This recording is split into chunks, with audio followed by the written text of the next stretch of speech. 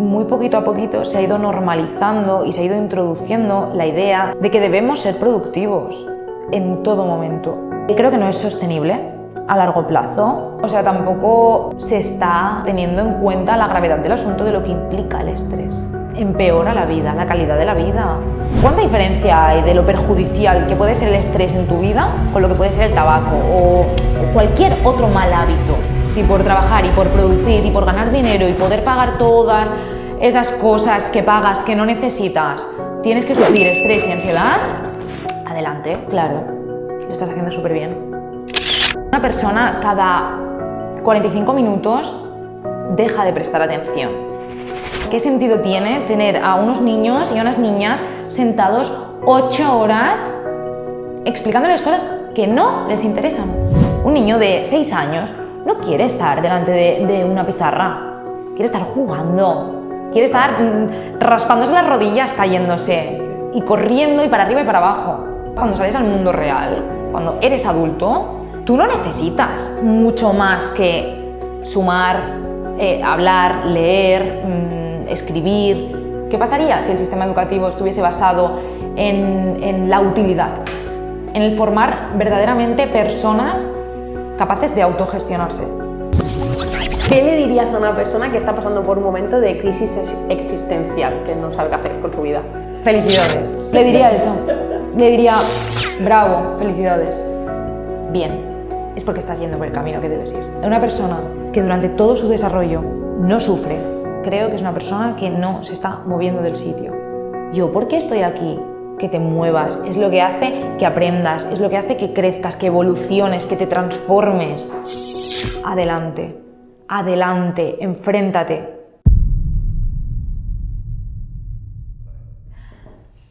Bueno, muy buenas chicos. Hoy os traemos un perfil que creemos que va a ser súper interesante. Ella es Andrea, estudió filosofía, lleva un estilo de vida saludable y una alimentación vegana. Andrea, no sé si quieres añadir algo más. No, yo creo que eso me define bastante bien.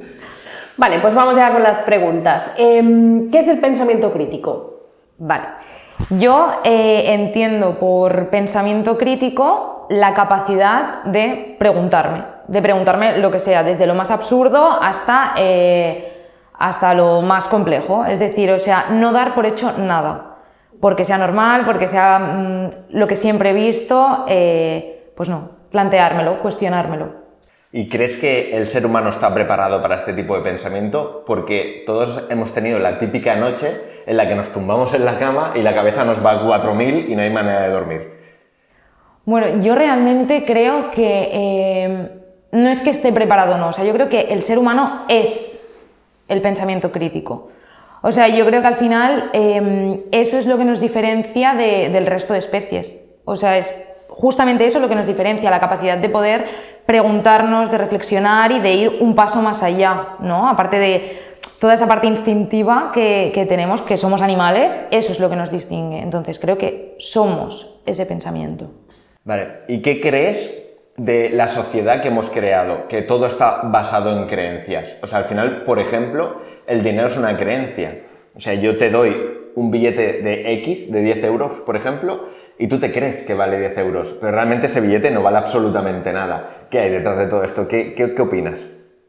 En mi opinión, las creencias son necesarias, o sea, es lo que sostiene nuestra vida en sí. De hecho, las creencias son lo que han garantizado nuestra supervivencia durante mucho tiempo, ¿no? O sea, creencias sí, podemos hablar desde dinero, ¿no? a una escala más grande, o podemos hablar de las creencias que nos van inculcando pues, nuestros padres desde que somos chiquitos, ¿no? El hecho de decirte, antes de cruzar la calle, mira hacia los dos lados. Todo eso genera una cadena de creencias que nos permite sobrevivir. Entonces yo pienso que la pregunta debería ir hacia qué tipo de creencias nos inculca esta sociedad, ¿no? Creo que lo que lo definiría muy bien es no sé si a vosotros os ha pasado, el decir, ¿esto que estoy haciendo o estas decisiones que estoy tomando son realmente lo que yo quiero o es lo que se supone que yo debería querer? ¿Es lo que se supone que debo hacer? Ahí es donde pienso que no corresponden muchas veces las creencias con nuestra naturaleza realmente. No sé si me estoy explicando bien, pero al final es eso, ¿no? Es como ese, bueno, pues se crean, como lo que decimos del dinero, ¿no? Muchas veces es como que ansiamos tener ese dinero, ansiamos tener esa casa, ansiamos tener todas esas cosas y luego al final es como, pero no me siento feliz, pero esto a lo mejor no me llena. Y ahí, ¿no? Es como realmente esto es lo que yo quiero. Entonces, eso, tiraría la pregunta hacia la dirección de qué tipo de creencia, pero en sí considero que son necesarias. O sea, que diríamos que el pensamiento crítico al final es juzgar si lo que nos han inculcado sería lo correcto, lo que iría acorde a nosotros, ¿o no? ¿Iría por ahí? Sí, no sé si la palabra es juzgar, no sé si es bien ese término, pero sí el preguntar, dudar. Creo que es ese término, el dudar. Dudo de todo. O sea, ¿cómo podemos dudar a día de hoy de las cosas que se nos han planteado con tantos estímulos que tenemos, tantas distracciones constantes? Parando. O sea, creo que la cuestión aquí es el saber parar, lo que va a marcar la diferencia. El día a día nos lleva a un ritmo muy rápido, muy frenético, y eso nos aleja del pensamiento, del que sea. Entonces, si tenemos la capacidad de parar un momento y pensar y preguntarnos ¿dónde estoy? ¿Qué estoy haciendo? Es a raíz de ahí donde empieza a surgir la duda, es donde puedes tener un espacio para preguntarte las cosas. Y aparte de estos estímulos que hemos comentado, ¿crees que hay otros impedimentos que nos hagan, pues esto, nos impidan este pensamiento crítico? Sí, claro. La educación, en primer lugar, o sea, el sistema educativo, es lo que más nos aleja, en mi opinión, de aprender a aprender, de aprender a pensar. Y luego, pues la cultura y la tradición. Suelen ser como antes, ¿no? Que hablábamos de las creencias, o sea, al final la cultura y la tradición es lo que va perpetuando generación tras generación, dar por hecho cosas como que 2 y 2 son 4, cuando realmente la duda es enorme, ¿no? Pues los toros, el tipo de alimentación, todo esto, o sea, al final es tradicional. ¿Y crees que el entretenimiento en general que vivimos a día de hoy, redes sociales, Netflix, Amazon Prime, ¿sabes? Todo esto, ¿es contraproducente a pararnos y reflexionar? Sí, o sea, si entendemos el entretenimiento como todo esto, creo que sí. Esto no quiere decir que no podamos disfrutar de una buena película, de una buena serie. A mí, yo soy la primera, o sea, me encanta. Pero, ¿cuántas veces, por lo menos a mí me pasa, cogemos el móvil y nos ponemos a mirar y te paras un momento a mirar la hora y dices, ostras, ha pasado media hora. Eso por un lado, ¿no? Es decir, en el momento en el que estamos perdiendo la noción del tiempo es porque estamos entrando en automático. Cuando estamos entrando en automático es que no estamos pensando, no estamos presentes. Y además, una duda que a mí me viene muchas veces a la cabeza, no tengo respuesta, pero la lanzo, o sea, ¿no es sospechoso que todos consumamos Instagram gratis? ¿Puede ser que es que el producto seamos nosotros? Y entonces, si eso fuese así, ¿por qué? ¿Con qué finalidad? Entonces yo pienso que en muchos momentos, por el entorno, por el contexto, nos distanciamos muchísimo de la conciencia del tiempo. O sea, el tiempo es lo único que tenemos. El dinero es lo que decíamos antes, o sea, es un papel. Si yo ahora te digo que este papel vale X, no, o sea, no es real, lo único que tenemos es el tiempo. Entonces, ¿cómo es posible que estemos... ¿Dónde está la trampa, no? En eso, perdón. ¿Dónde está la trampa? O sea, yo estoy dando mi vida por nada, por absolutamente nada, porque al final son mínimos los casos en los que las redes sociales son rentables para una persona, no todos ganamos dinero a través de las redes sociales. Entonces es, wow, cuidado, el cambio que estás haciendo es tu vida, tú estás dando tu vida por nada. Entonces, sí, pienso que es una especie de trampa en la que todos caemos, y yo incluida. ¿Y cómo podemos aprender a pensar de manera más crítica en un mundo que está lleno de información y además también de mensajes manipulativos? Claro, creo que es complicado, o sea, realmente creo que es complicado porque lo primero, creo que el punto cero es la conciencia, es decir, conectar con esa idea, ¿no? Conectar con la idea de decir, un momento, ¿qué está pasando? ¿Qué estoy haciendo? ¿En qué estoy invirtiendo mi tiempo? Cuando empiezas a conectar con esa idea es cuando todo empieza a chirriarte. Es como ese hilo, ¿no? Que de repente encuentras un hilo y esto, y empiezas a tirar. Y te empiezas a dar cuenta. Creo que sin este punto, que es la toma de conciencia, es imposible. Pero una vez has tomado conciencia, creo que es a través de la voluntad. O sea, tú puedes tomar conciencia de miles de cosas. Pero lo que marca la diferencia entre lo que piensas y lo que haces es esa voluntad de querer hacerlo. En muchos momentos estamos creo que en la gran mayoría, estamos en una situación de privilegio, ¿no? Al final, bueno, somos privilegiados si nos comparamos con otras especies, si nos comparamos con otras culturas o con otros contextos que hay actualmente. Entonces, cuando tomas conciencia, el paso de tener la voluntad es muy complicado porque implica renunciar a un privilegio. Pues es a través de esa voluntad, es decir, renuncio al privilegio y me enfrento a la incomodidad que me va a suponer haber renunciado a ese privilegio y cuestionarme las cosas, porque probablemente detrás de eso voy a descubrir algo que me va a incomodar y que simplemente me va a incomodar porque lo desconozco, ¿no? Porque luego al final es mayor el beneficio que te va a aportar y el bienestar, pero en primera instancia creo que es eso. Y darte cuenta, ¿no? Quizá de que hay otro estilo de vida que no es el que nos están obligando a llevar a cabo. Porque quería entrar un poquito en esto. El otro día leí que los algoritmos de las redes sociales están potenciando mucho el odio y la ira porque es digamos, la forma en que nos tienen más enganchados, ¿no? Al final era lo que tú decías del tiempo, o sea, nos tienen como voy a usar el tiempo de esa persona aquí en mi aplicación y por eso son gratis, gratis claro, tiene el mayor coste de todos los costes, que es el coste del tiempo, ¿no? Entonces, iban potenciando el odio y la ira porque se daban cuenta las redes sociales que de esta manera tienen enganchado más horas al espectador, porque nosotros estamos cableados a nivel cerebral de esa manera, ¿no? Para protegernos de los peligros, y decían que está llevando una sociedad hacia eso, hacia más odio e ira por la cantidad de impactos negativos que estamos teniendo. No sé qué tipo de reflexión puedes hacer al respecto de esto, pero me parece súper heavy. Sí, o sea, realmente no tenía este dato, no lo conocía. Y da mucha pena, o sea, me entristece muchísimo, porque al final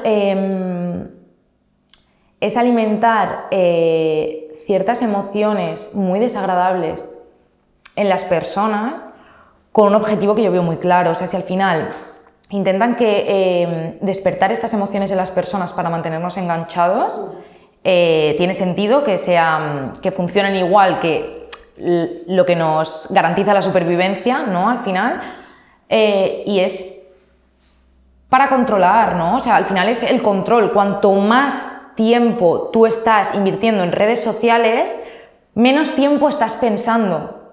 Por lo tanto, menos peligro representa tu persona, porque cuanto menos piensas, menos poder tienes. Entonces, me entristece. Porque pienso que es eso, ¿no? O sea, al final es el control a cualquier precio. ¿Y qué opinas de...? Bueno, antes que nada, para poner un poco a los oyentes en situación, tú meditas, ¿verdad? Sí. Vale, porque fuera de cámaras nos lo has dicho, ¿no? Entonces, tú sabes que cuando meditas entras como en un estado como de paz absoluta, ¿no? Vale. Lo quiero enlazar con ¿qué opinas de la figura del hater en redes sociales que solo hace que disparar odio y comentarios negativos al resto de personas? O sea, no ha alcanzado esa paz, ¿no? Porque una persona que acaba de meditar lo último que va a hacer es entrar y soltar hate a la gente. Me vuelve a dar muchísima pena y siento muchísima compasión porque yo creo que somos espejos. Tú no puedes dar lo que tú no eres. Solo damos lo que somos. Una persona que da ira, o sea, una persona que, que transmite esa ira o que transmite ese odio, es una persona que, wow, menudo tormento debe ser vivir en su piel. Me da pena, me da muchísima pena, o sea, creo que tanto las emociones agradables como las emociones más desagradables son contagiosas. Entonces,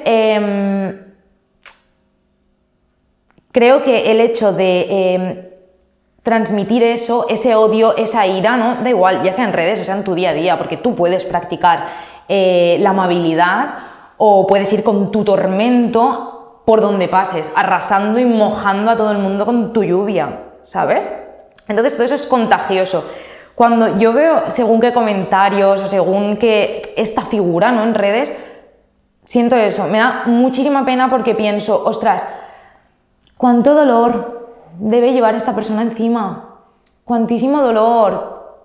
Ojalá sea capaz, ¿no?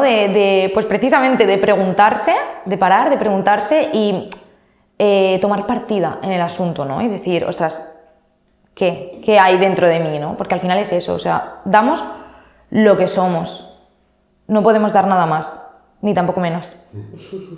Total. ¿Y crees que podemos generar pues, un diálogo desde el respeto entre dos partes que tienen pues, pensamientos totalmente contrarios? Totalmente. O sea, totalmente. Creo que muchas veces se confunden los términos discutir con pelear. Discutir es maravilloso. O sea, yo me paso la mayor parte del día discutiendo porque eso me nutre, eso me aporta. Entonces, claro, cuando hablamos del concepto discutir, yo doy por sentado que son dos personas que quieren, o más, ¿no? Que quieren compartir y que quieren aprender. Entiendo que con esta pregunta nos estamos refiriendo a una pelea, ¿no? A un momento en el que hay dos personas con pensamientos opuestos y que la comunicación no está siendo factible. Yo creo que sí, que siempre se puede encontrar el punto. Creo que por supuestísimo hay que querer. O sea, si una persona no quiere entender a otra, no va a pasar. Pero si al menos una de las dos partes está dispuesta a entender y a reconocer lo que está diciendo la otra, sí se da. Porque como antes he dicho que hay emociones y comportamientos que son como virus, son contagiosos, esa amabilidad y esa escucha activa y ese amor y esas características se contagian también. Y es muy sencillo, o sea, es que cualquiera puede hacer la prueba, si es que no lo habéis experimentado ya. O sea, tú vas a por un café y la persona que te está atendiendo no para de soltar comentarios, no sé, desagradables o borde, ¿no? Una persona borde. Sí. Si tú reaccionas de esa manera, de esa misma manera, siendo borde o distante o fría, eso solamente se retroalimenta. Ahora, ¿cuántas veces ha venido una persona, os ha soltado una fresca y tú has sonreído y has sido súper amable? A lo mejor de primeras no, pero a la que lleves 2 minutos hablando con esa persona cambia, se relaja, porque vas como tocando las teclas de la otra persona. Entonces, pienso que sí, siempre que una persona quiera reconocer y conocer la parte de la otra, se puede establecer un diálogo constructivo, pero a través de esa empatía, ¿no? Brutal, ¿eh? Me parece brutal, claro. Es verdad, esto que comentas me parece... Bueno, espero que a la gente le haya volado la cabeza también.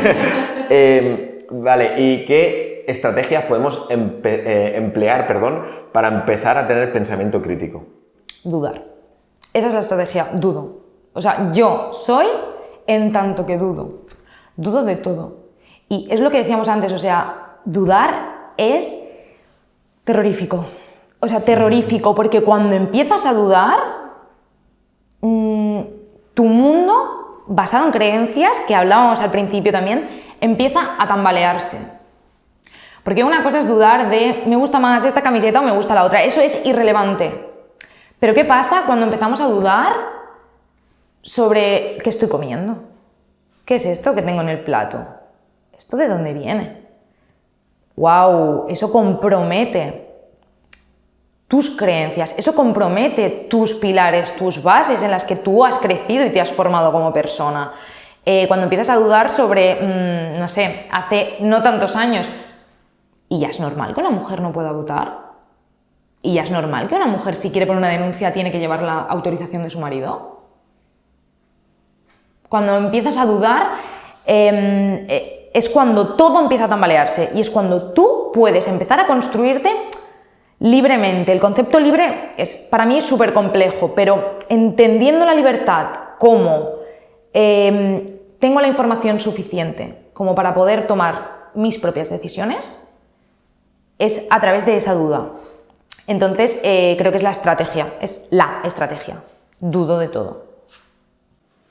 ¿Y cómo crees que afecta la empatía a las decisiones que tomamos en el día a día? Creo que tiene un impacto brutal. O sea, creo que cambia absolutamente tomar una decisión teniendo en consideración al otro que no teniéndola. En todos los sentidos, o sea, ya sea una persona súper cercana a ti o una persona que no conoces o otra especie que no sea la humana, cambia muchísimo. O sea, estoy convencida de que las decisiones pueden ser incluso muy opuestas, ¿no? O sea, ejemplo, ¿cómo cambia sentir empatía por un cerdo en mis decisiones del día a día? Claro, el impacto es brutal, cambia a nivel que mi vida... O sea, al final la alimentación es nuestra gasolina, es que si no me alimento no puedo vivir. Entonces, ¿cómo afecta? Pues brutalmente, es que no sé cuál sería la forma de decirlo, o sea, totalmente. Si yo siento empatía hacia el otro, sea la especie que sea, mis decisiones van a cambiar. Y entonces, por lo que comentas, ¿crees que deberíamos guiarnos o guiar nuestras acciones por lo que sentimos o por lo que pensamos de una manera más racional? Me encanta esta pregunta, me chifla, me encanta, porque es algo que he pensado muchísimo y creo que se genera una dicotomía entre lo típico, ¿no? El corazón o la razón. ¿Qué hago? ¿Me dejo llevar por mis emociones o pienso racionalmente? ¿Qué significa eso? Volvemos a la pregunta. ¿Qué significa eso? O sea, es como blanco, negro, sí, no, hombre, mujer. No, hay puntos intermedios. O sea, yo pienso que la clave es... la clave sería que lo que pensamos corresponda con lo que sentimos y corresponda con lo que hacemos. Eso es para mí el estado nirvana, ¿no? Es esa paz profunda. Entonces, si somos capaces de entender lo que sentimos, probablemente seremos capaces de tomar decisiones que correspondan a lo que sentimos con lo que pensamos. No sé si me explico. Creo que ese es el kit. El que haya una armonía entre estos tres pilares, y es ahí donde está la tranquilidad, es ahí donde está la calma y la seguridad de lo que tú estás haciendo. O sea, cuando estos puntos corresponden, no dudas. Pero cuando estos puntos no corresponden, bravo. Porque cuando no corresponden y te están generando esa incomodidad, bien, estás en el camino, estás creciendo. Ahora tienes que preguntarte, ¿por qué no está correspondiendo? ¿Por qué siento una cosa pero pienso otra? ¿Dónde está el fallo? Y una vez más, tira del hilo y descubre dónde está esa, no sé, esa rotura, ¿no? Ese punto en el que no se puede seguir. Y lo vas a descubrir si eres capaz de enfrentarte a esa pregunta y a aceptar la respuesta. Y entonces vas a crecer. Y eso es lo que yo llamo de gusano a mariposa. Ahí vas a crecer, ahí vas a evolucionar. Sí, porque yo creo que mucha gente vive en esa incomodidad, ¿no? De realmente, por ejemplo, estoy trabajando de algo que no me gusta. Que yo creo que es el ejemplo más claro del 90% de la población, ¿no? Buenísimo. Y sientes que te quema algo por dentro y que pasan los años y que no hay manera de avanzar, ¿eh? Y dices, hostia. Pues pasan los años y no hay manera de avanzar es ese punto en el que te quedas en una especie de limbo en el que eres incapaz de hacerte las preguntas adecuadas. Porque al final es como todo. Sócrates lo decía, o sea, al final ya no es en sí el preguntarse, sino es la calidad de esas preguntas, ¿no? Y es como un entrenamiento más. O sea, tú vas preguntándote y al final llegas a hacerte preguntas nivel universitario, ¿no? O sea, las preguntas empiezan en P3 y a medida que vas preguntándote y escuchándote y formulando en tu cabeza, llega un punto en el que las preguntas son de mayor calidad y son tan profundas que te pueden ayudar a resolver todas esas encrucijadas, ¿no? ¿Qué pasa con esas personas que tienen 50, 60 años y dicen, jolín, mira, ¿sabes? O sea, tengo 50 años y ¿dónde estoy? O sea, y sienten esa frustración porque viven hacia afuera, no viven hacia adentro. Es adentro donde se hacen esas preguntas, es adentro donde se deshacen esos nudos y donde entonces tú puedes encontrar esa conexión entre lo que piensas y lo que sientes y en consecuencia actuar y tomar partida. ¿Cómo podemos aprender a pensar con claridad incluso cuando estamos sometidos a presión? Esto es un poco complejo y voy a intentar explicarlo, pero no es para nada mi especialidad, pero con mi psicóloga lo hablamos muchas veces. O sea, supongo que se habrá pasado que hay momentos en los que empiezas a recibir diferentes voces en tu cabeza. Una que te dice, sí, cómprate ese vestido, que te lo mereces, cómpratelo. Otra que te dice, Andrea, si te compras ese vestido, no vas a conseguir ahorrar lo que quieres ahorrar pues para tus proyectos o para tal, ¿no? Y vale, pues todas esas voces representan que son los estados del yo. En cada uno de nosotros hay diferentes estados del yo, de forma muy general y que no soy psicóloga, pero representa que está el yo padre o yo madre, el yo adulto y el yo niño-niña. Entonces, la idea es vivir en el adulto. El adulto es el que está aquí y ahora. Entonces, pienso que desde ahí, en todos los yos, se experimentan todas las emociones. Pero desde el aquí y el ahora, desde el adulto, que por cierto también es el que más se pregunta, es desde donde puedes manejar mucho mejor las situaciones. Porque estás aquí y ahora. Es decir, vale, ¿cómo manejo, cómo puedo aplicar el pensamiento o cómo bajo presión? Pues de la misma forma, preguntándome, lo primero de todo, yo en mi día a día siempre pienso una cosa, ¿cuánto de grave, cuánto de importante es esto que estoy haciendo? Vale, es importante, es mi responsabilidad, ¿no? Pero, ostras, no está en juego la vida de nadie, ¿no? Y empiezo a preguntarme, o sea, ¿cómo gestionar, o sea, cómo aplicar el pensamiento bajo presión? Pues precisamente pensando. O sea, no sé si me explico, ¿sabes? Precisamente preguntándote, paro, respiro. ¿Dónde estoy? ¿Qué estoy haciendo? Vale, venga. Y continúas, y paso a paso. Y es ahí donde tú puedes. ¿Tú crees que tenemos la capacidad de moldear nuestra personalidad o que ya nacemos con un patrón más o menos establecido? Vale, esta pregunta también me encanta. A ver si la puedo sacar de dentro tan claro como lo tengo. A ver, yo creo que cada uno de nosotros y nosotras somos el resultado de, por un lado, nuestra esencia. Yo sí creo, y esto es muy intangible y muy subjetivo, pero yo sí creo que cada uno de nosotros y de nosotras somos únicos. O sea, hay una esencia en cada uno de nosotros, una energía que es única. Entonces, creo que eso está por un lado. Por otro lado están nuestras experiencias, nuestra mochila, lo que nosotros hemos vivido, tanto para bien como para mal. Y después está la conciencia.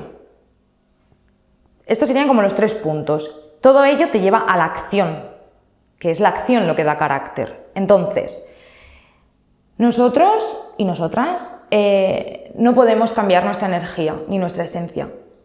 Eso es como nuestras huellas dactilares, o sea, no podemos cambiarlas.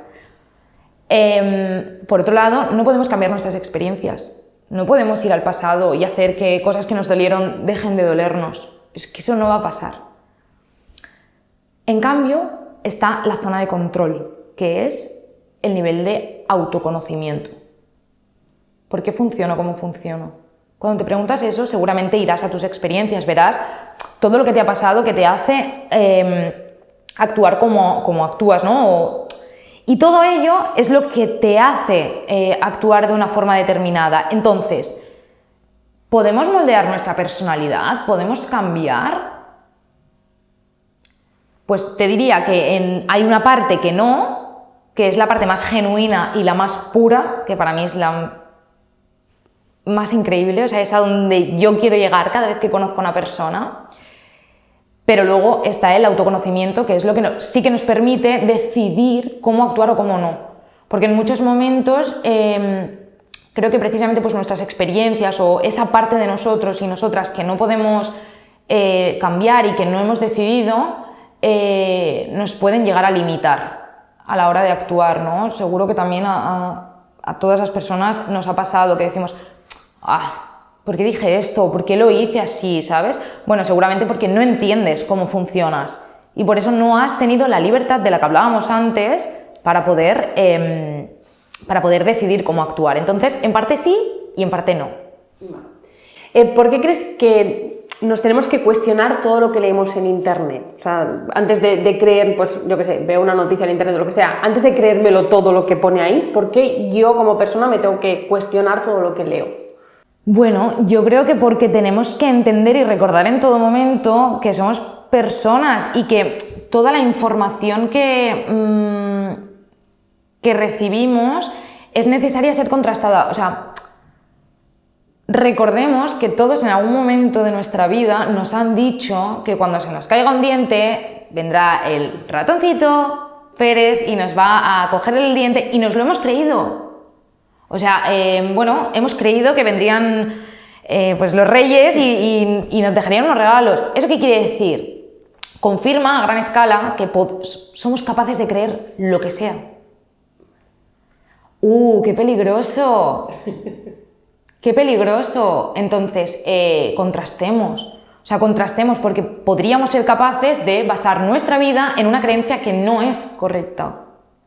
Por eso creo que es fundamental contrastar siempre la información, hablar con muchísima gente, escuchar, nutrirte de mucha información para poder sacar tus propias conclusiones.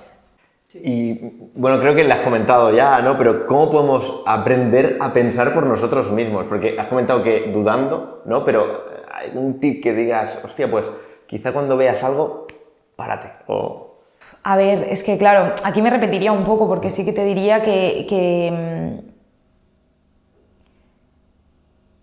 es dudando, pero claro, ¿cómo podemos también fomentar esa duda, no? Leyendo. Vale. Leyendo, o sea, leer, mañana, tarde y noche, o sea, es lo que realmente creo, desde mi punto de vista, que más potencia nuestra creatividad. O aunque no sea leer, ahora mismo me he iluminado, podría decir que cualquier actividad que potencie nuestra creatividad nos va a ayudar a cuestionarnos. Con la creatividad es como si la mente volara. Y cuando está volando es cuando podemos preguntarnos, porque vemos desde arriba. Entonces, pues diría eso, realizando actividades que potencien nuestra creatividad. Sí, o sea, yo detecto que cuanto más leo o cuanto más aprendo, como que tengo diferentes salas dentro de mi cabeza en las que puedo comunicar entre ellas. Claro que antes no lo tenía, o sea, como si no existía antes, ¿no? Entonces, a lo mejor, pues, yo qué sé, no sé, me lo invento, pero veo una planta y ya me puede transmitir otras cosas que antes no tenía por el hecho de tener ese conocimiento ya. Entonces, lo que tú dices, ¿no? Que a lo mejor a partir de ahí, pues, me puede generar una duda que antes no tenía o plantearme, oye, ¿y esto por qué lo están vendiendo esta planta a 5 euros si se encuentra en el Amazonas o yo qué sé, ¿sabes? Pues sí, sería exactamente eso, o sea, cuanto más conocimiento, cuanta más información, más potenciamos ese pensar. ¿Y cómo podemos fomentar entonces ese pensamiento crítico desde una edad temprana, desde bien chiquititos? ¿Cómo lo podemos fomentar?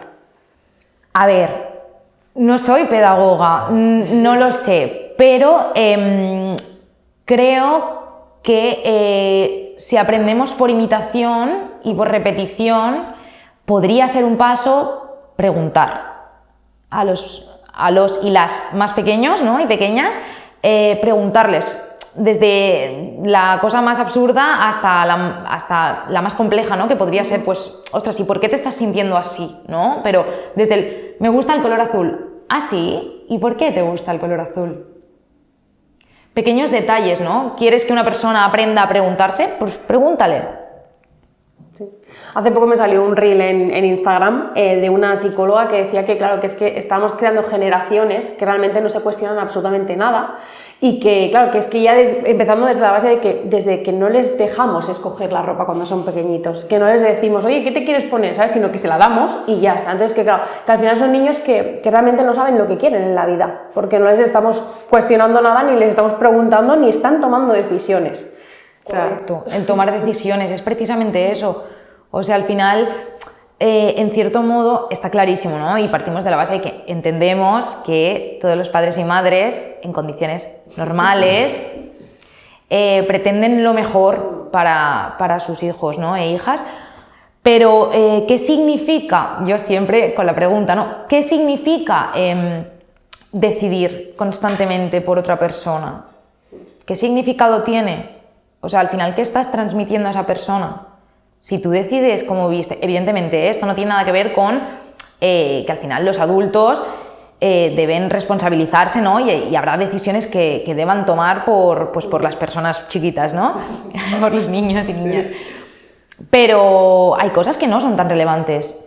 ¿Qué importa si el niño quiere llevar o la niña quiere llevar una camiseta de rayas y un pantalón de lunares? Es que no es relevante. En cambio, ¿qué significado tiene? Tiene un significado muy profundo. Y para mí, pues eso, ¿no? Que se tomen todas las decisiones sin ningún tipo de filtro por una persona que se está desarrollando significa una anulación, en cierto modo. Claro. Luego, ¿cómo vas a exigirle a esa persona a la que llevas diciéndole cómo debe vestir, qué debe comer, cómo debe sentarse en la mesa, cómo esperas que con 17, 18 años sepa qué quiere estudiar o si no quiere estudiar? ¿O a qué se quiere dedicar? No tiene sentido. Sí, yo tengo otra historia para aterrizar un poco este tema, ¿no? Que es de Carl Sagan. Bueno, este hombre ya falleció, pero era el dios de la ciencia, básicamente. Y él está dando una charla, creo que era en la tele o no sé si en una escuela, ¿no? Y le dice, ¿dónde empezamos a anular a los niños? ¿No? Dice, cuando te preguntan, oye, papá o mamá, dice, ¿por qué el césped es de color verde? Y el padre o la madre le contesta, no preguntes tonterías, ¿sabes? Y en vez de decirle, pues yo creo que es porque los fotones, ¿sabes? Rebotan, entonces en la onda de luz que está, no sé qué, hace que se vea verde y tal. Y dice, y si no lo sabes, dice, no pasa nada. Le dices al niño, oye, vamos a investigar por qué es, porque yo no lo sé. Total, sí. O sea, este ejemplo también resumiría muy bien esto que estamos hablando, ¿no? No sé. Bueno, y ya no es solamente eso, ¿no? ¿Cuántas veces una niña o un niño le dice a sus padres, yo quiero ser rico, o yo quiero ser futbolista, o yo quiero ser... Y la respuesta es, sí, claro, y yo quiero... A lo mejor, en vez de preguntar, ¿ah, sí? ¿Y cómo lo vas a hacer? ¿No? O sea, es como que marca... Parecen solo palabras. Pero es que pueden marcar el camino de una persona entre decirle, cuando tú le preguntas, ¿ah, sí? ¿Cómo vas a hacerlo? ¿Te puedo ayudar en algo? Le estás dando mucho poder a esa persona, le estás diciendo, tú puedes hacerlo, tú puedes conseguirlo. Pero si le dices, le estás diciendo que no puede. Qué potente esto, ¿eh? Sí, o sea, sí. A mí cuando la gente me dice, oye, ¿y qué hago con mi negocio? ¿Dónde lo enfoco? ¿Sabes? Y yo siempre la respuesta es la misma, ¿no? Es, cógete una hoja y escribes 10 opciones que te llevarían a, pues si quieres facturar 100.000 euros al año, pues 100.000 euros, ¿no? Y esas 10 opciones luego las desglosas. Es ese clic de decir a la gente, hostia, me lo voy a plantear, no voy a ir solo, pregunto a ver si me da la solución exacta, ¿sabes? Total, esto me encanta. Me ha recordado a mi propia, tengo como mi teoría, ¿vale? Que se llama Plan Albacete, ¿vale? El Plan Albacete. Y más te va a gustar cuando te lo explique. O sea, para mí el Plan Albacete tiene que ver con todo esto, ¿no? Que es con el decir, pues yo quiero X cosa, ¿no? lo que sea, abrir un negocio, comprarme una casa, lo que sea. Eso es Albacete para mí, ¿vale? Entonces, ¿yo conozco Albacete? No, yo no conozco Albacete. Yo ahora mismo sabría cómo llegar a Albacete. La verdad, no sabría. Pero que yo no conozca Albacete o que yo no sepa llegar a Albacete, ¿quiere decir que Albacete no existe? No. ¿Hay gente viviendo en Albacete? Sí. ¿Hay gente que sabe llegar a Albacete? Sí. ¿Hay gente que está llegando a Albacete? Sí. Entonces, yo quiero estar en Albacete. Bien, ¿y qué voy a hacer? Vale, ¿cómo lo voy a hacer? Bien, venga, cogeré un mapa, voy a trazar un plan y voy a llegar a Albacete. No sé si me explico, pues eso con todo, ¿no? O sea, yo quiero comprarme una casa, ¡buah! Pero es que no sé ni por dónde empezar, necesito ahorros, Vale, ¿es imposible? No, hay gente que tiene casas. No, hay gente que se compra su casa. Hay gente que... Entonces es como, vale, pues trazo un plan. Y para mí, cada vez que me propongo algo, lo veo como ese Albacete, ¿no? Que es como, ni idea, que algún día tendré que ir a Albacete. Pero lo veo como siempre como eso, ¿no? Como el decir... que no lo conozca no quiere decir que no exista. Que no sepa llegar no quiere decir que no pueda llegar. Solo tengo que parar, pensar y trazar un plan. Y ya está. Y lo que decías, que con esos mensajes cortantes o negativos que nos envían constantemente, pues es que ni nos lo planteamos. Vamos a entrar un poquito en el sistema educativo, que creo que aquí tienes bastante que aportar. ¿Crees que nos están educando a día de hoy para tener un pensamiento crítico? No, en absoluto. Todo lo contrario. Todo lo contrario, o sea, párate a pensar. El horario del colegio es el mismo que el de una fábrica. Qué sospechoso, ¿no? No sé, ¿no es misterioso? ¿No es como sospechoso?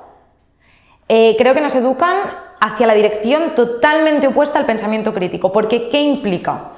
Enseñar a una persona a pensar.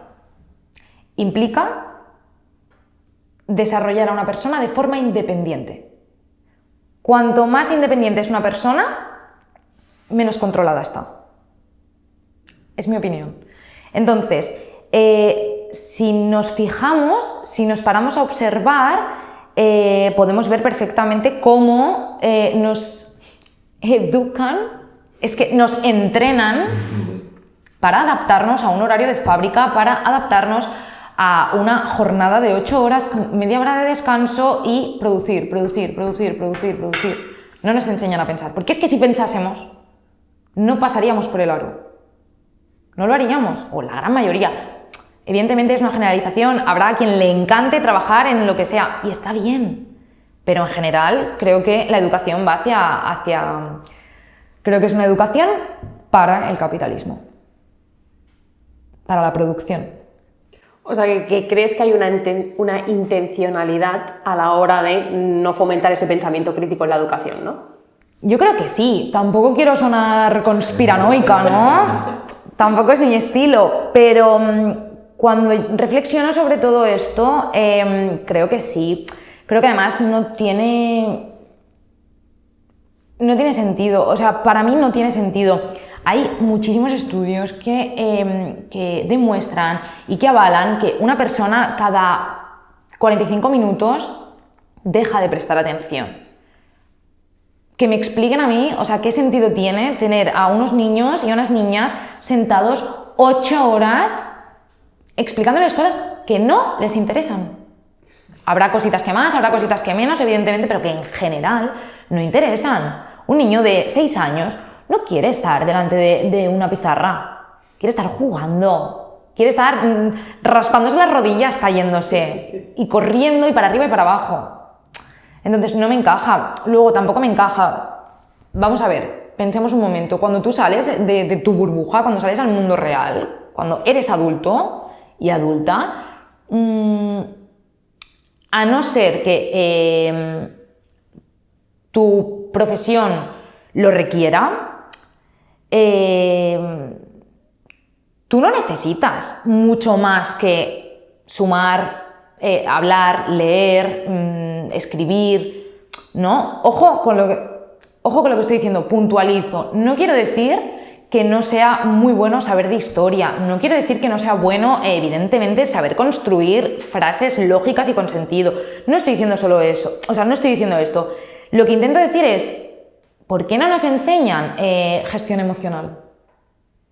Porque, no sé, yo hice bachillerato científico y, no sé, hace cuántos años lo acabé, capaz 10, y nunca en mi vida me he tenido que enfrentar a nada en mi vida cotidiana similar a un examen de química o similar a un examen de física. Evidentemente por mi profesión y por mi persona, ¿no? Pero, en cambio, ¿cuántas veces en estos últimos 10 años me he tenido que enfrentar a mis emociones? Que no he entendido en muchas ocasiones, que no he tenido ni idea. No solamente eso, en el momento en el que dejaste de vivir en casa de tus padres, o sea, ¿por qué no nos enseñan en el instituto a gestionar nuestra propia economía? ¿Por qué no? Eso sería útil. No sé, a coser un botón. A cocinar. A cocinar, a cambiar la rueda de tu coche, a hacer la revisión de tu coche, mirar si tiene aceite o no. Cosas que sí necesitamos para el día a día. ¿Por qué? Para mí, vuelvo a lo mismo, o sea, vuelvo a ese nivel de independencia, porque ¿qué pasa si eres independiente económicamente? ¿Qué pasa si entiendes perfectamente cómo gestionar tu economía? Que a lo mejor descubres que no necesitas trabajar 8 horas y hacer horas extras los fines de semana para mantenerte. Porque a lo mejor resulta que estamos pagando muchísimas cosas que son necesidades falsas, que no necesitamos. ¿No? ¿Qué pasaría si el sistema educativo estuviese basado en la utilidad? En el formar verdaderamente personas capaces de autogestionarse. ¿Qué pasaría? Ya, muchas personas libres, ¿no? Ya. ¿Cómo se van a controlar a todas esas personas? ¿Cómo le vas a decir a esa persona no? ¿Cómo le vas a decir a esa persona que tiene que trabajar 40 horas como poco a la semana? No va a acatar ninguna norma. No lo va a hacer porque no lo va a necesitar. Entonces creo que el sistema educativo es como el origen de todo esto, sobre todo. O sea, quiero puntualizar que es mi opinión, o sea, es mi opinión, basada en mis experiencias, pero yo creo que el sistema educativo principalmente lo que hace es eso, es entrenar a un montón de personas para que no se pregunten, para que no sean independientes, para que no sepan autogestionarse, para que no puedan desarrollarse pues de la forma más libre, para que al final se puedan controlar mucho más fácilmente. ¿Y qué crees que debería de cambiar para que el alumnado empezara a tener un pensamiento crítico? Todo. A ver, todo igual no, pero creo que lo más importante es quiénes están enseñando a esas personas. Eso es lo primero de todo. ¿Quiénes hay? Porque hay profesores y hay maestros. Y la diferencia es abismal. Y pongo las manos en el fuego, o sea, sí, pongo las manos en el fuego ahora mismo y sé que no me quemo si sé que tú tienes a tu maestro, a aquel profesor o profesora que dices, me llegó, y tú también. Porque todos lo tenemos, pero ¿a que son pocos? Sí. ¿Cuántos profes habéis tenido? Muchísimos. ¿Y cuántos os han marcado de verdad? De decir, guau, es que yo me acuerdo de esta persona, porque me caló. Entonces eso creo que sería lo primero de todo. ¿Quién nos está enseñando? ¿Quién es? Porque es que si no hay pasión, ya empezando por ahí no vas a transmitir nada. Eso pues para empezar. Y para seguir, pues eso. O sea, ¿qué estamos enseñando? Vamos a analizar un poco la utilidad de las cosas. No digo que nos enseñe matemáticas, lengua, no digo. Pero, oye, aquí en España, enseñemos idiomas, pero de verdad. Pero enseñemos de verdad.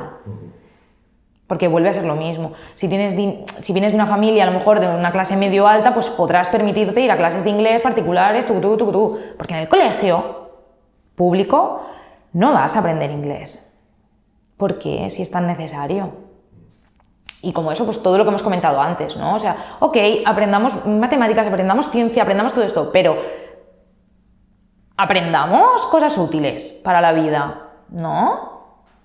Y hablando de la manera de enseñar, ¿qué opinas de cómo se enseña filosofía en las escuelas? Porque, claro, yo recuerdo Lo típico de, no, léete este autor, este libro y me haces un resumen. Fin, ya esa era la clase de filosofía. Creo que es impactante. O sea, yo recuerdo hasta primero de bachillerato, no había hecho filosofía en mi vida.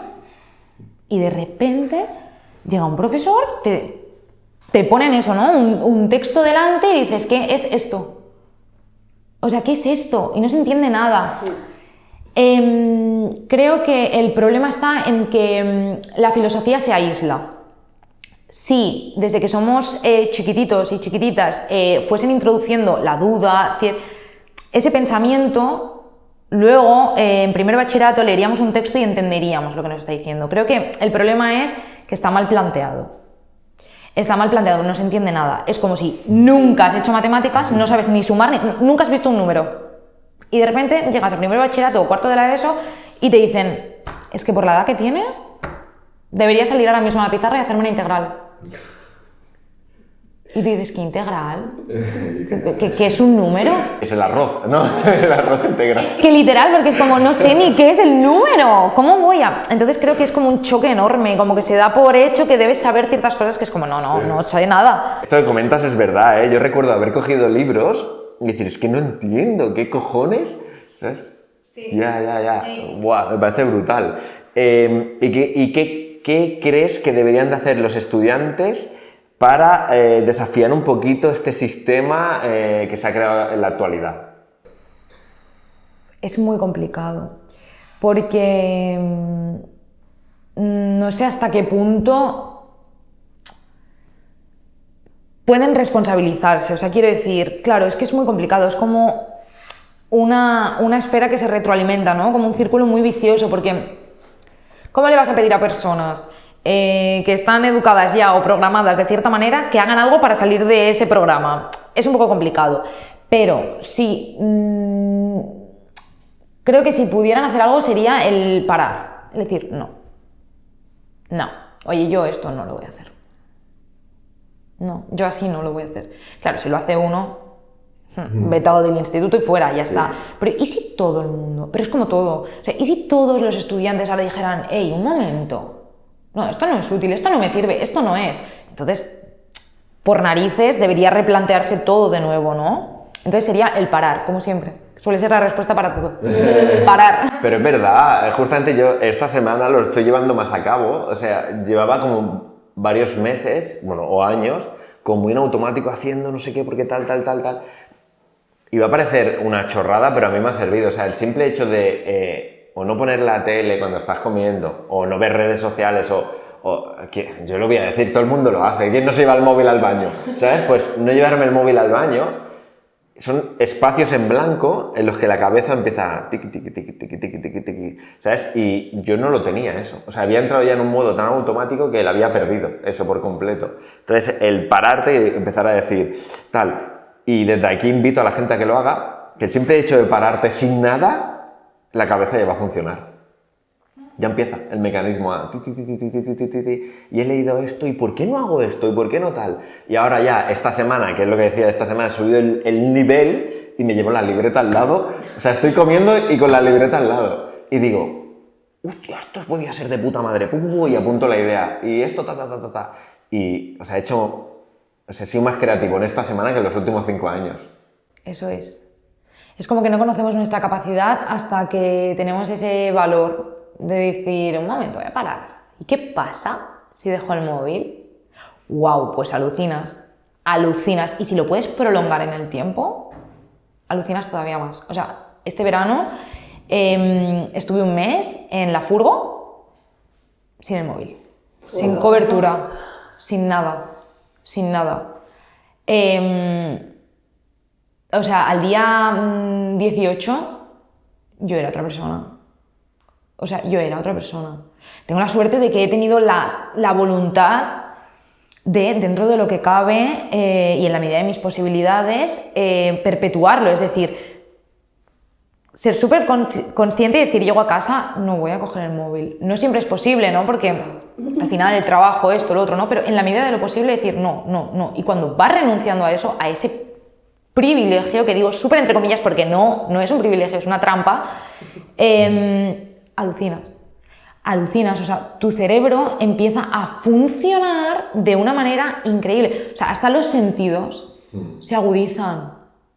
O sea, cuando llevas tantos días rodeada de naturaleza, sin el teléfono, sin tele, sin nada más que la buena conversación que te está brindando tu pareja, en mi caso, y la naturaleza, y mis perras. O sea, no se puede describir. O sea, de repente te das cuenta de que el tiempo no va rápido. Los que vamos rápido somos nosotros. El tiempo no va deprisa. Para nada. Te paras a observar y, madre mía, paras atención y de repente en el mismo escenario, es que puedes ver el pájaro que está ahí y de dónde viene el sonido es increíble. Cuando ves eso, te das cuenta de todo lo que no tienes en el día a día porque te dejas arrollar por esas prisas, por esa producción incesante que es como, ¡oh, Dios! Vale ya, ¿sabes? Como, wow. Y sí, y te fomentas la creatividad muchísimo. Y yo creo que ese impacto que tú tuviste, por ejemplo, ahora este verano, se ha perdido, la gente no lo tiene, y si se pudieran permitir 4 o 5 días, retirando bastante la tecnología que nos hace tener el cerebro en modo automático, se darían cuenta de lo que, o sea, de cómo están viviendo en su día a día. Es como... Esto es un ejemplo que ahora voy a dar un ejemplo en tecnología, pero esto nos hemos dado cuenta todos. Tú tienes una tele, la típica tele aquella de tubo o da igual, una tele de las que empezaban, ¿no? Que si 720, que si no sé qué, luego 4K. Entonces tú te vas comprando teles para arriba y no notas el cambio. Pero cuando pasas de la 4K a la tubo dices, joder, se veía como el culo.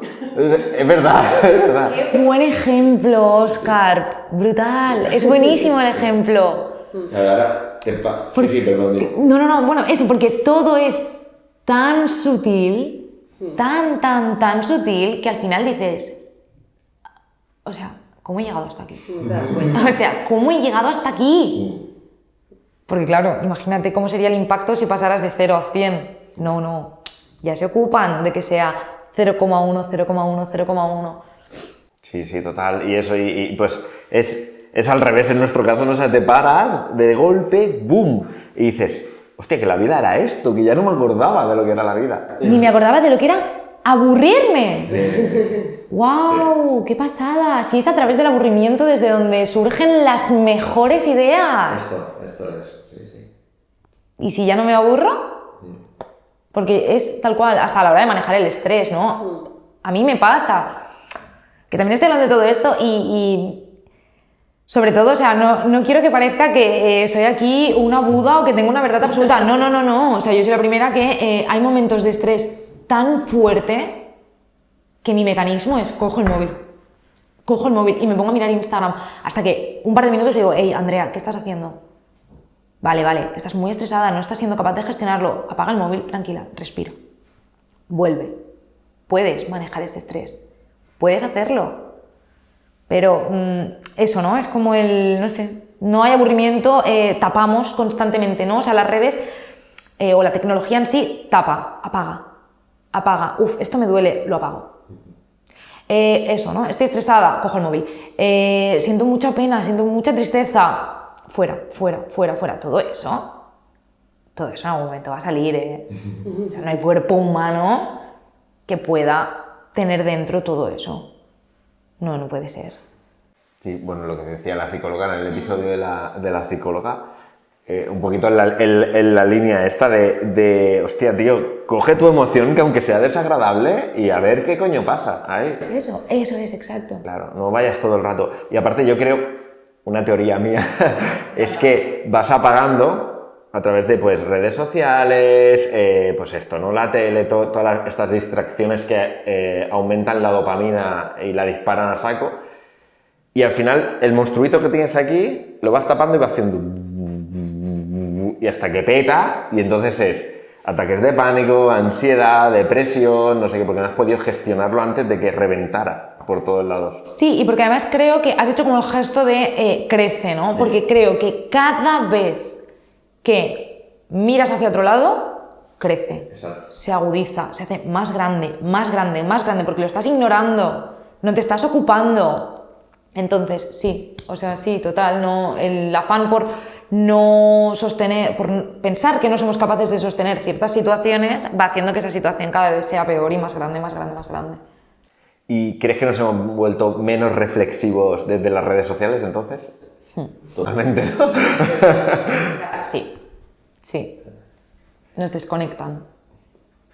Y desde el punto de vista de los padres, ¿cómo nosotros podemos fomentar pues, un pensamiento más crítico, más reflexivo a nuestros hijos? Bueno, yo creo que es como lo que hemos comentado al principio.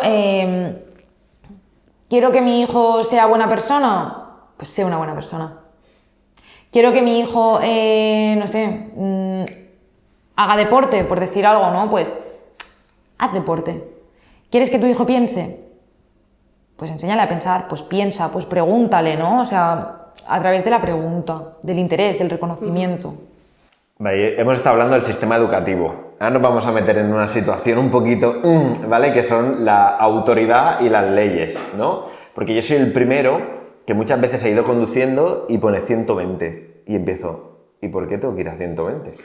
Si esto es una recta infinita, no hay nadie y mi coche es seguro. ¿Y por qué tengo que ir a 120? ¿Quién me dice esto? ¿Por el hecho de haber nacido en mi país tengo que ir a 120? ¿No? Y empiezo a plantearme pues todas estas cosas, ¿no? Y luego hay otra situación también que me sucede aquí, que es, ¿y si voy por la montaña donde no hay señales? ¿A cuánto tengo que ir? ¿No? O sea, ¿qué opinas en esto respecto a, pues también un poquito autoridad, leyes, todo este complejo que se ha creado? Bueno, esto me recuerda mucho al panóptico de Foucault, ¿no? Que nos habla, o sea, básicamente lo que dice es, bueno, lo que plantea es, ¿y quién vigila al vigilante? ¿No? Entonces, es que es un poco esto, ¿no? Es como, vale, una cosa, pero ¿y quién decide a qué velocidad debo ir? ¿Y por qué? ¿Y dónde están los límites? ¿Y quién? ¿Por qué? Porque esto al final lo decide alguien, ¿no? Alguien que es una persona, como todos nosotros, que piensa, que sueña, que debe tener responsabilidades, todo. Entonces, ¿por qué esa persona puede decidir dónde están mis límites? No sabría qué contestarte, o sea, yo me lo pregunto también, ¿no? O sea, al final, ¿dónde está el límite? Sí que pienso, precisamente, ¿no? Se parece que se pone el foco y la responsabilidad en unas pocas personas. Pero si esto es para el pueblo, porque al final, para el pueblo y para todos, ¿no? Si al final esto son normas que debemos cumplir todos y todas, ¿por qué no tomamos estas decisiones entre todos y todas? ¿Por qué no se vota, no? Por ejemplo, el límite de velocidad. Justo es lo que iba a decir. O sea, claro, ¿no sería lo más democrático? Que todos pues votásemos, que para cada ley que va a salir, pues se hiciese una votación. ¿Y por qué no? ¿No? Esto que has comentado también me ha traído a la mente una cosa que leí que decía que, claro, pensar que los algoritmos son ingenieros informáticos y eso son personas que han tomado la decisión de cómo tú vas a pensar, lo que tú vas a recibir de información, todo eso. Entonces, al loro que detrás siempre hay alguien. O sea, siempre hay alguien. Y si esa persona que está tomando esa decisión, vamos a ponerlo en política que todo el mundo lo entiende, ¿no? Tiende más hacia un pensamiento de izquierdas o hacia un pensamiento de derechas, tú que eres el objetivo final vas a recibir esa información. Entonces, cuidado también con eso. Entonces ahí está el tema. ¿Quién controla a los que nos controlan? ¿Quién controla? ¿Quién vigila? Ahí lo dejamos para que reflexionen. Yo creo que los que vean el episodio se van a hacer muchas preguntas de todas las En diferentes días parando. que estamos lanzando. ¿Crees que la conformidad social y la presión de grupo pueden suprimir este pensamiento crítico? ¿Nos pueden suprimir este pensamiento crítico? Yo creo que sí. O sea, yo creo que sí. Creo que al final, cuando salimos de nuestra burbuja, ¿no? Que es nuestro hogar y nuestra zona de confort, suele ser a una edad súper temprana, somos chiquitos. Entonces, formamos una especie de alter ego, ¿no? No es que sea mentira lo que formamos, pero sí nuestra supuesta mejor versión para lograr encajar. Es evidente, todos queremos encajar. Nadie quiere quedarse fuera.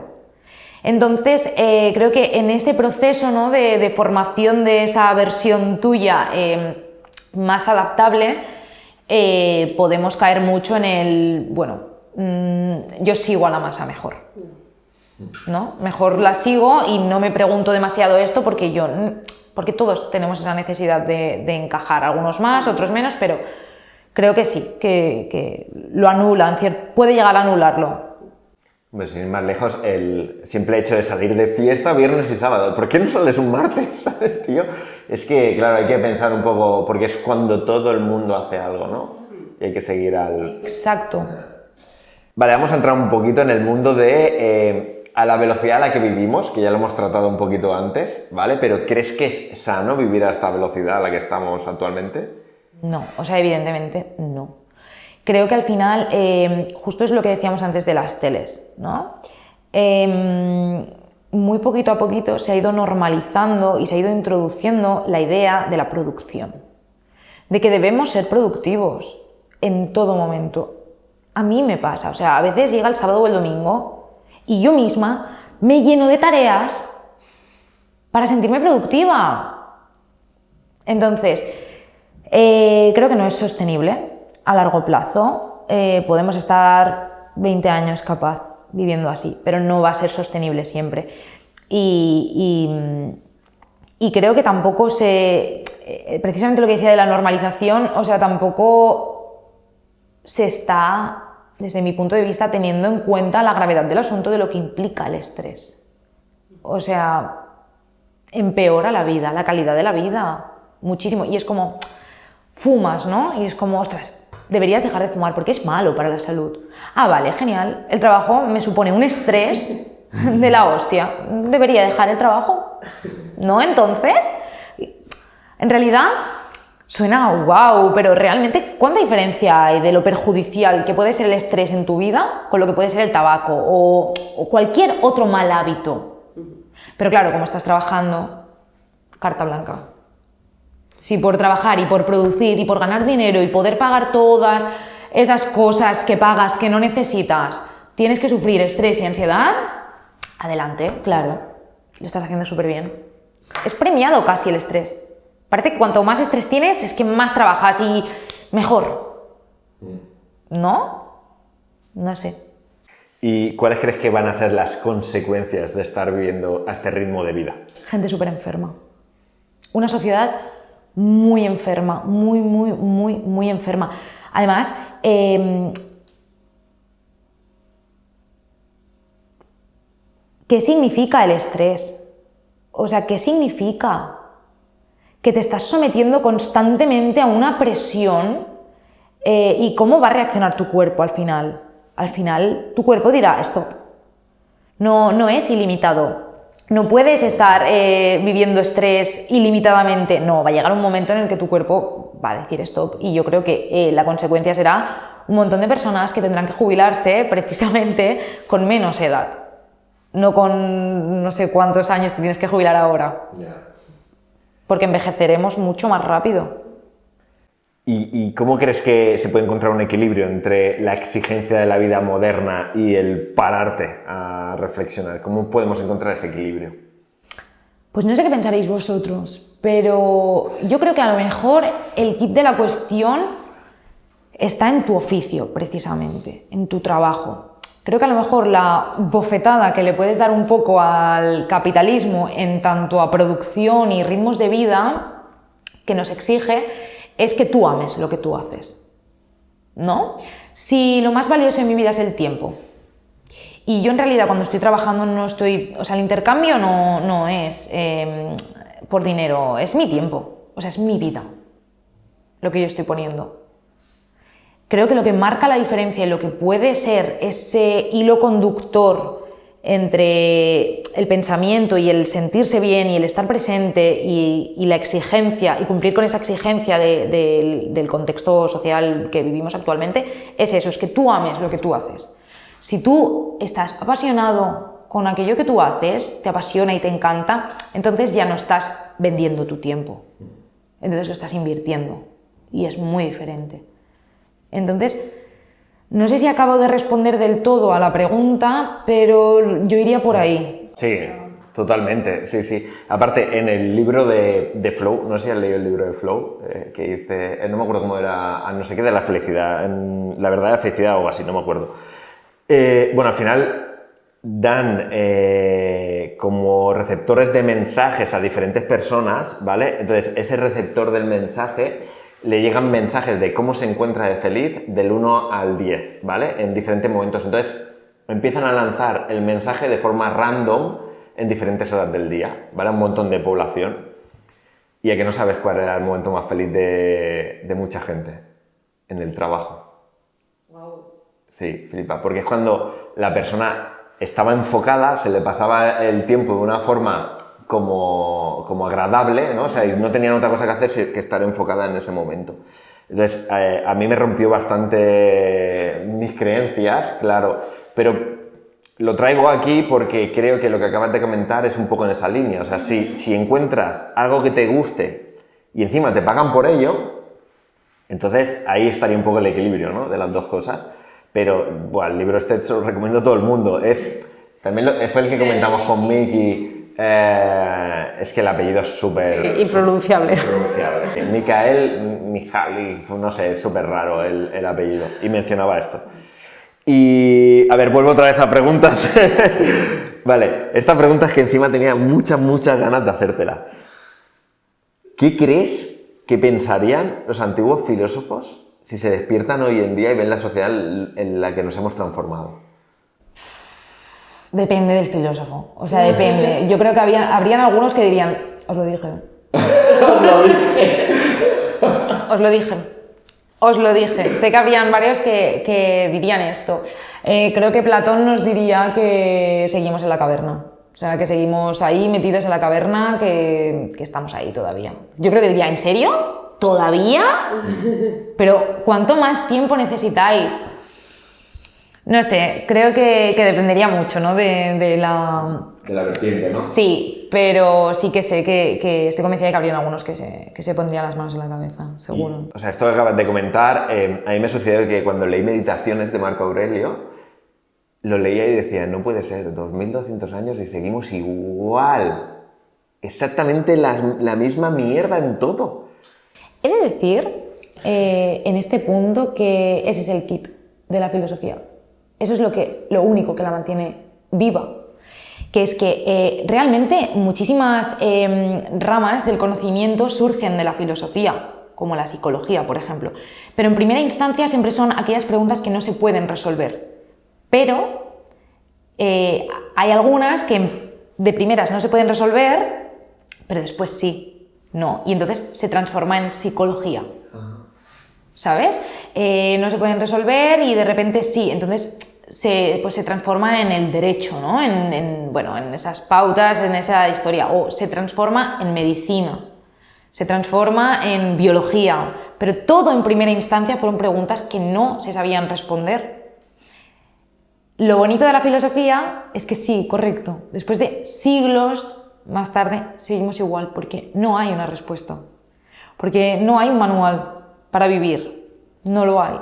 Y hay ciertas preguntas que no se van a poder contestar nunca y que van a haber tantas respuestas como seres pensantes. Claro, que son los mismos problemas exactamente, pero yo invito a que hagáis esa reflexión. Imaginaos Marco Aurelio, su imperio, en su habitación por la mañana escribiendo. Gente cagando en la calle, ¿sabes lo que te quiero decir? O sea, para que nos pongamos en situación de... Ya que no fue ayer. Y tú te has levantado esta mañana, has cogido tus crunchy de desayuno y es lo mismo. O sea, vas en coche, hay aviones y es lo mismo, exactamente. Es una volada de cabeza. Es lo mismo, sí. Sí, la misma incertidumbre hacia el significado de la vida, de la existencia, las mismas preguntas, pero eso para mí es pura vida, o sea, eso es magia, es la guinda del pastel. Lo que hace que la vida sea lo que es, como la esencia más pura, el no saber. Y entonces, ahora que estabas comentando esto del sentido de la vida y demás, ¿crees que la tecnología hace que nos pensemos o que pensemos menos sobre la vida y sobre el mundo que nos rodea? Sí, total. Yo pienso que la tecnología, al final, entendiendo tecnología como redes sociales, sobre todo, porque evidentemente la tecnología también nos ayuda muchísimo a avanzar, ¿no? Creo que lo que hacen las redes sociales es darte 2 o 3 plantillas, ¿vale? Para todos los millones de personas que somos en el mundo. Te da 2 o 3 plantillas, entonces tú tienes que encajar en alguna de ellas y en tu esfuerzo inhumano por encajar en alguna de ellas, no estás pensando que es que igual no encajas en ninguna, que es que igual tú tienes tu propia plantilla. Entonces pienso que sí, que al final, en general, eso, pues voy a estudiar esto, voy a acabar, voy a trabajar, voy a comprarme una casa, voy a casarme, y todos vamos siguiendo el mismo patrón, esa misma plantilla, y no pensamos realmente eso, ¿no? Lo que hablábamos también al principio, cuántas realidades existen que no conocemos.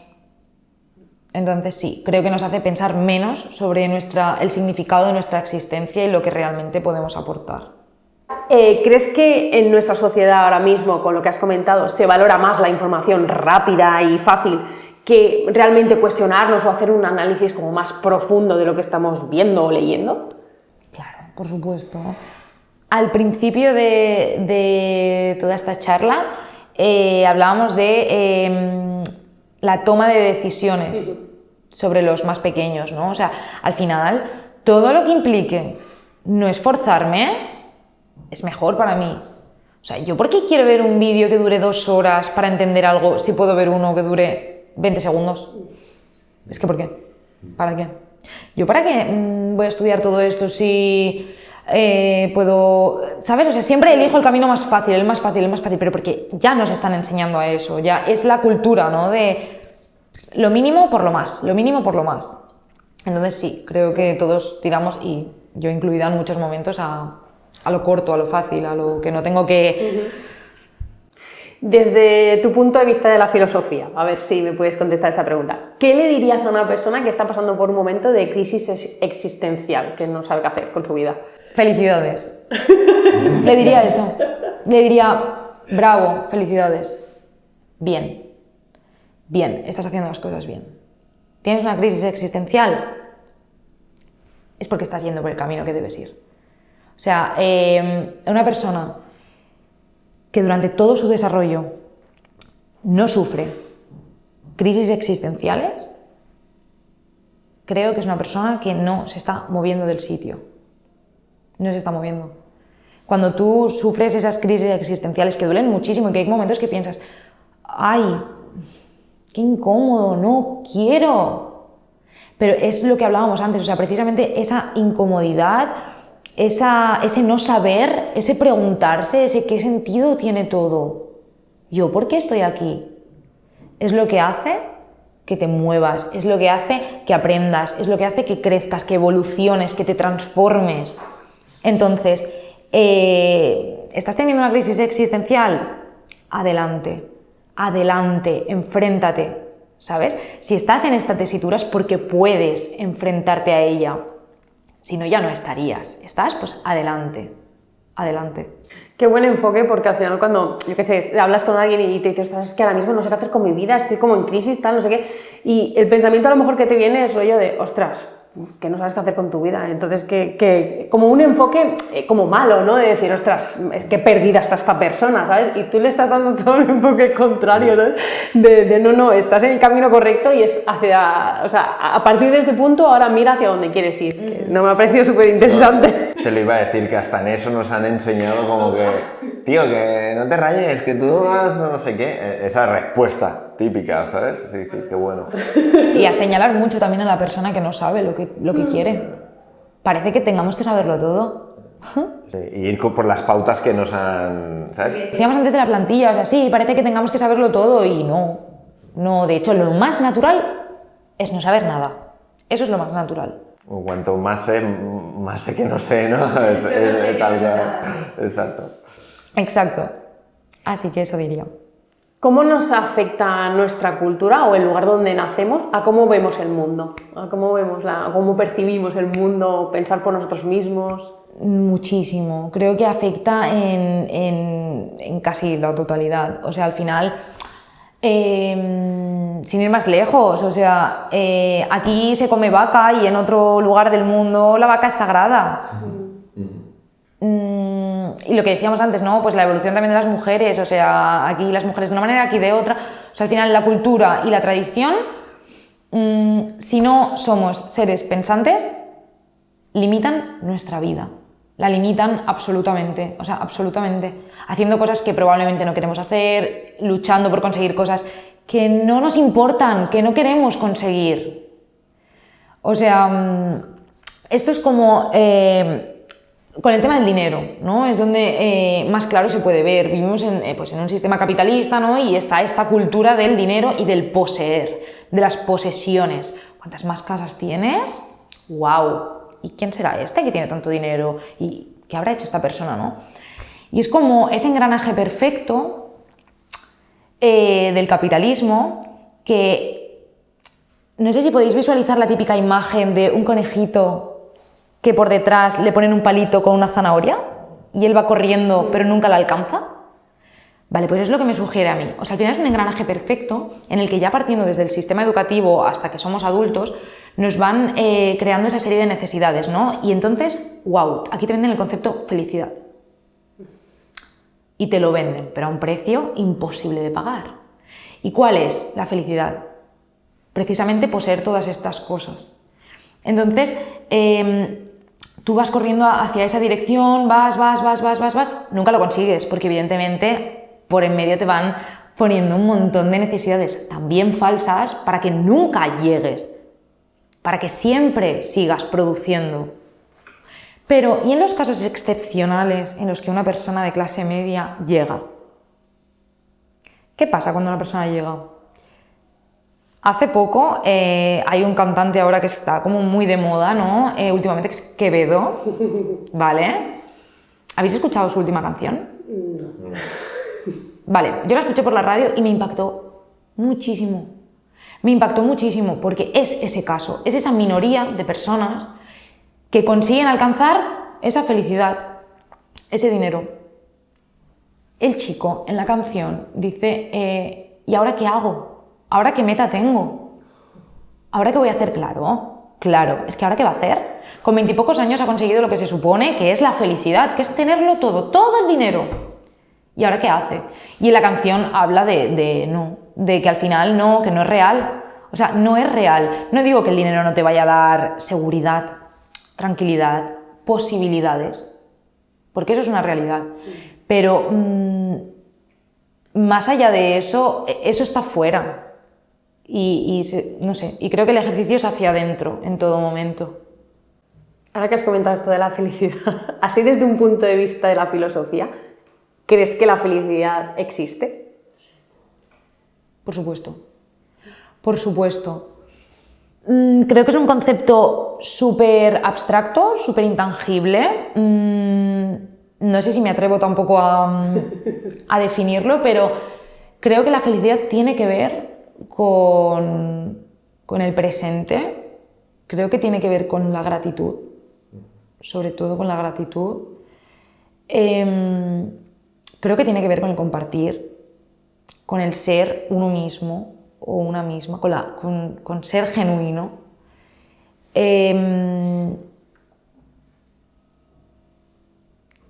Creo que lo enfocaría hacia esa dirección, hacia estos conceptos, pero yo creo que existe. En el momento en el que tú te sientes agradecida o agradecido, eso es felicidad. Ese reconocimiento de lo que tú tienes, de lo que tú eres, eso es felicidad, no puede ser otra cosa. Sí, yo en mi meditación más profunda, de hecho, es verdad, yo me he planteado todo esto. Yo estaba meditando y si tú te proyectas, ya lo comentamos, si tú te proyectas teniendo absolutamente todo lo que quieres, o sea, tú tienes todo. O sea, o eres una persona que le encanta viajar y está viajando todo el día, o tiene una mansión, o el coche que deseas, o lo que sea. Entonces tú te proyectas como si lo tuvieras y a partir de ahí haces la reflexión de qué te haría feliz una vez que ya has alcanzado todo eso. Y yo junto con el editor que nos ayuda desde aquí, un besazo al Planas, que es un genio, muchas veces hemos hablado de estas cosas. Y o sea, la felicidad absoluta, la reflexión a la que yo he llegado es cuando tú das a otra persona. O sea, cuando tú eres capaz de otorgar a otra persona y ayudar a otro ser, es cuando realmente te sientes feliz. O sea, si te lo paras a pensar, tú piensas, o cuando consigues una meta y la puedes compartir con otra persona. O sea, porque tú, ponte ahora en la situación de que yo te doy 10 millones de euros y estás sola en tu casa, sin nadie. ¿Qué haces? Claro, dices, pero ¿qué cojones hago aquí ahora con el dinero? Si no tengo ni un ser querido al que decirle, mira, lo he conseguido, vámonos a cenar. ¿Sabes? El hecho ese. Pero ya no solo el hecho de compartir algo monetario, sino conocimiento o lo que sea, el poder ayudar a otra persona. Porque páratelo a pensar, si tienes todo. Sí. Y esto es súper interesante porque además también es lo que habíamos hablado antes, ¿no? Has dicho que la felicidad es hacia afuera, ¿no? Es el cuando das, cuando ayudas a los demás. Y antes hemos dicho, no podemos dar lo que no somos. Entonces sí que me encaja, o sea, tendría muchísimo sentido, ¿no? O sea, tú puedes dar esa luz si tú la tienes.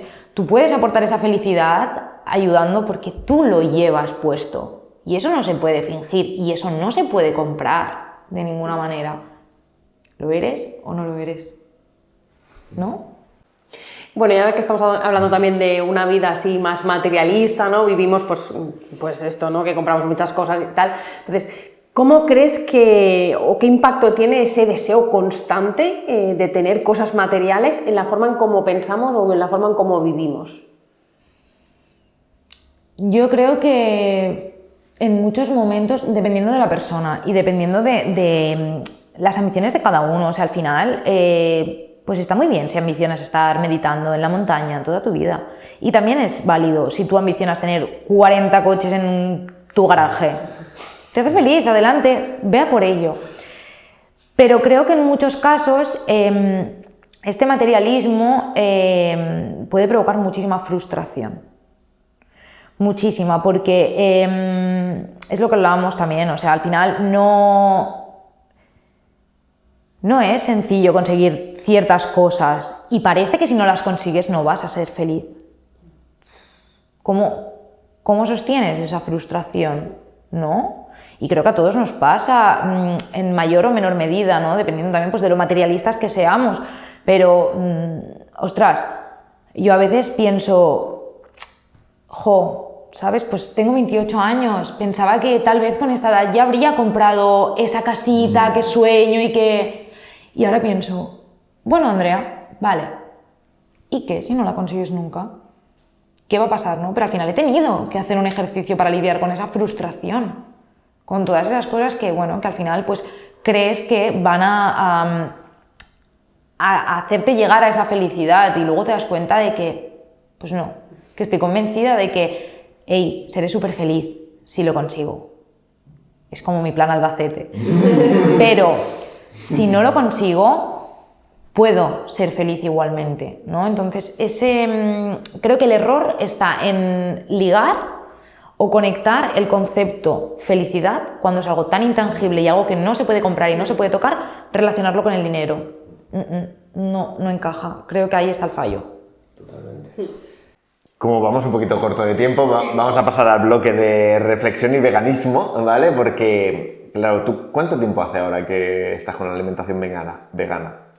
Vegana hace 5 años, vegetariana hace 6. El hecho de haber estudiado filosofía, ¿crees que hay buenas salidas laborales? No.